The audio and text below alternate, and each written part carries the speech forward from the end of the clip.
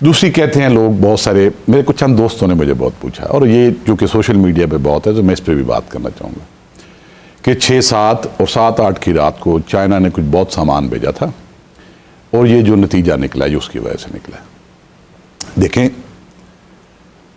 یہ جو ملٹری کی ٹیکنالوجیز نہیں ہیں، ایک تو ان کو ایکوائر کرتے بہت لمبا ٹائم لگتا ہے، پھر ہیومن ریسورس کو اس کو ٹرین کرتے بڑا ٹائم لگتا ہے. آج آپ کسی کو کہنا کہ میں شام کو تمہیں 4 را مٹیریلز بھیج رہا ہوں اور صبح مجھے یہ اینڈ پروڈکٹ چاہیے، وہ بھی نہیں بنا سکے گا. تو اگر لیٹس ہے ہائپوتھیٹیکلی ہم کہہ دیتے ہیں کہ 6-7 کو 7-8 کو جو لوگوں میں باتیں چل رہی ہیں، بہت ساری چیزیں ادھر سے آ گئی تھی، کیا ایک دن میں پی ایف نے، آرمی نے، نیوی نے ان پہ بندے ٹرین کر کے لانچ بھی کر دیے؟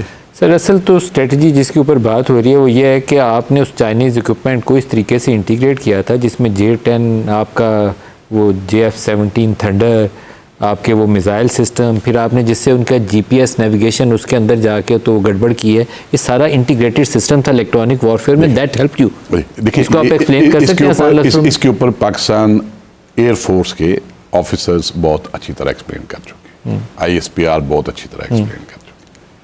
جو چیز ہمیں سمجھنی چاہیے وہ یہ ہے، اور یہ میں آپ کو بڑے وثوق سے کہہ رہا ہوں، کہ جتنی کیپیبلٹیز استعمال ہوئی ہیں 90% وہ خود بنائی ہوئی ہیں پاکستان کی. جی ہاں.